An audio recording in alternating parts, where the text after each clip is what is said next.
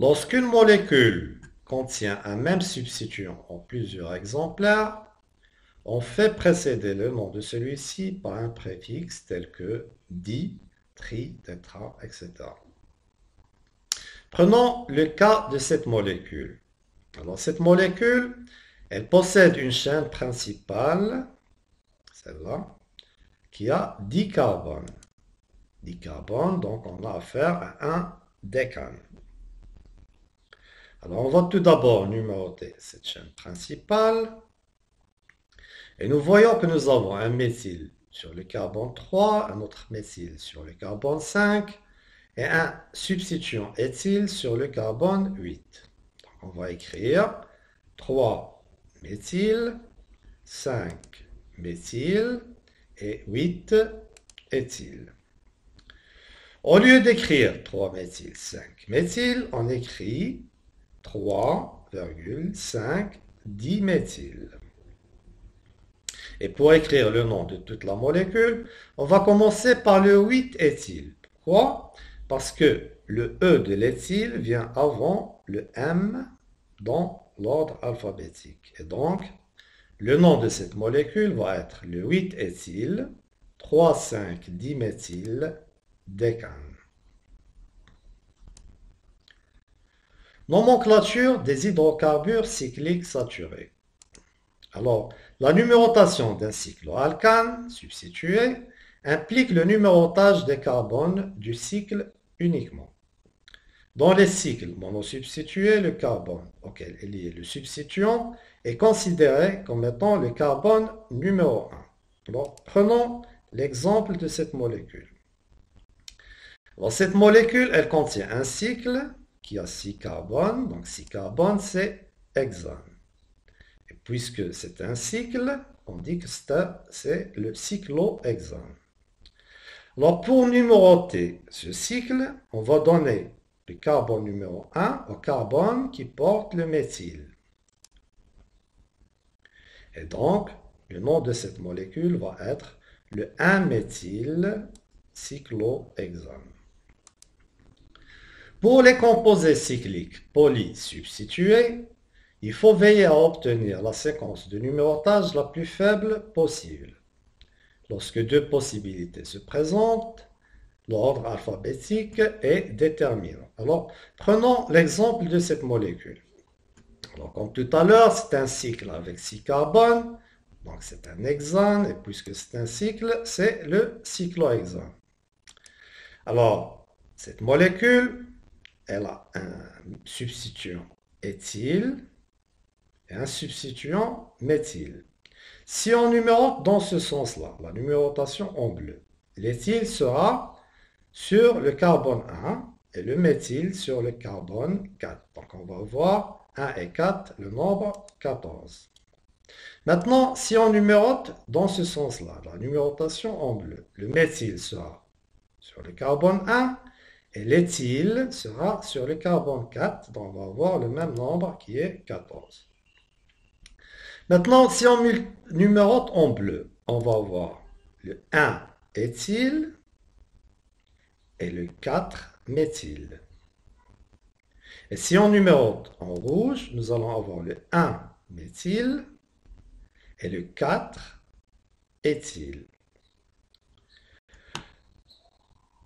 Nous allons utiliser la numérotation en bleu. Pourquoi? Parce qu'elle donne le plus petit indice au substituant éthyle. Et le substituant éthyle, son nom commence par E, qui se trouve avant le M du méthyle, dans l'ordre alphabétique. Et donc, le nom de cette molécule va être le 1-éthyle 4-méthyl cyclohexane. Hydrocarbures non saturés. Alors, un hydrocarbure insaturé est un hydrocarbure qui renferme des liaisons multiples, soit doubles, soit triples. Alors, nous avons le cas des alcènes qui ont une formule brute CnH2n. Elles contiennent une double liaison. Et on a les alcynes qui ont une formule CnH2n-2 et elles contiennent une triple liaison. Règle de nomenclature des alcènes et alcynes linéaires et ramifiés. Alors, premièrement, la chaîne principale est la plus longue qui contient la liaison multiple. Deuxièmement, la numérotation commence de l'extrémité la plus proche de la liaison multiple. Alors, prenons le cas de cette molécule. Alors, cette molécule, une chaîne principale qui a 7 carbones. Donc, on écrit hept. Alors, on peut numéroter cette chaîne principale dans ce sens, de gauche vers la droite, ou bien de la droite vers la gauche. Alors, si on numérote en bleu, de gauche vers la droite, la double liaison va commencer sur le carbone numéro 3. Donc, on écrit 3N. Et si on numérote de la droite vers la gauche, la double liaison va commencer sur le carbone 4. Donc, c'est 4N. Nous allons utiliser la numérotation en bleu parce qu'elle donne le plus petit indice à la double liaison. Et donc, le nom de cette molécule va être le hept 3N. Prenons le cas de cette molécule. Alors, cette molécule, elle a une chaîne principale qui a 8 carbones. Donc, c'est un octe. Alors, on peut numéroter de la droite vers la gauche ou de la gauche vers la droite. Alors, si on numérote de la droite vers la gauche, la triple liaison commence sur le carbone numéro 5. Donc, c'est un 5-in. Et si on numérote de la gauche vers la droite, la triple liaison va commencer sur le carbone 3. Donc, c'est 3-in. Nous allons utiliser cette numérotation en bleu parce qu'elle donne le plus petit indice à la triple liaison. Et donc, le nom de cette molécule va être l'octe 3-in.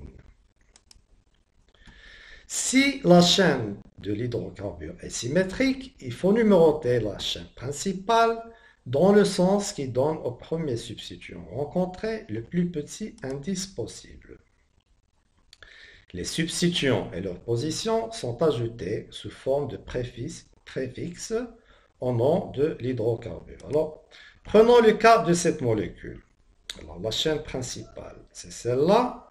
Elle contient 6 carbones, donc on écrit ex. Alors, on peut numéroter dans ce sens-là, la numérotation en bleu. Dans ce cas-là, la double liaison va commencer sur le carbone numéro 3, donc c'est 3N. Et si on numérote de la droite vers la gauche, la double liaison va aussi commencer sur le carbone 3, donc on va avoir 3N comme tout à l'heure. Maintenant, si on numérote cette molécule en bleu, de la gauche vers la droite, le méthyle sera en position 2. Donc, on aura le 2-méthyle. Et si on numérote en rouge, le méthyle sera en position 5. Donc, on aura le 5-méthyle. Nous allons utiliser la numérotation en bleu parce qu'elle donne le plus petit indice au substituant méthyle.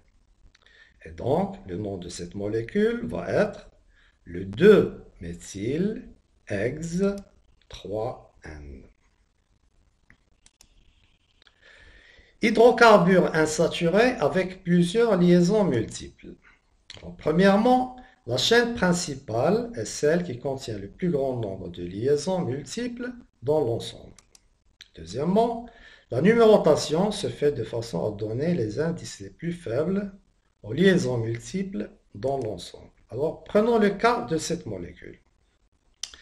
Alors, cette molécule, elle a une chaîne principale qui est celle-là, qui contient la double et la triple liaison. La double et la triple liaison, celle-là. Alors, cette chaîne principale, elle a 9 carbones, donc on écrit non. Alors, on peut numéroter dans ce sens-là, la chaîne principale.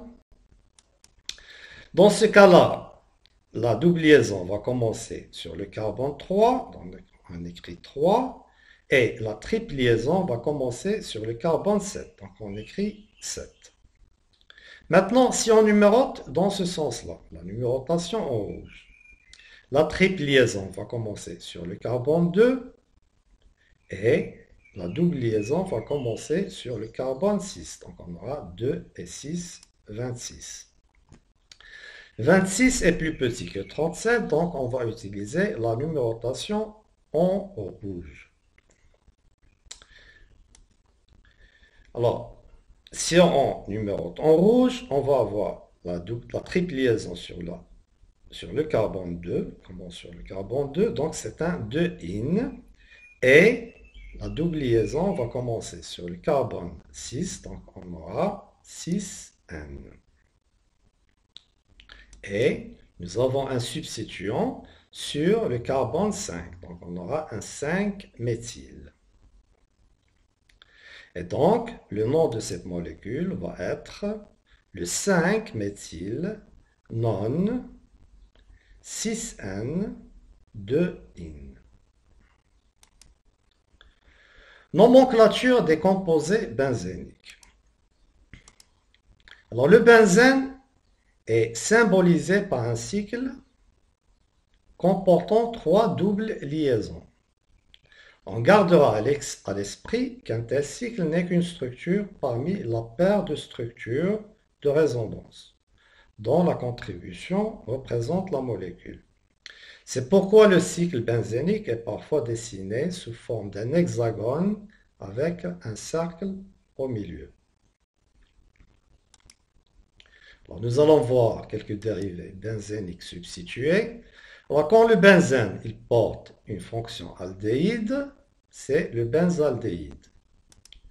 Quand il porte une fonction alcool, OH, c'est le phénol. Et quand le benzène porte une fonction carboxylique, acide carboxylique, c'est l'acide benzoïque.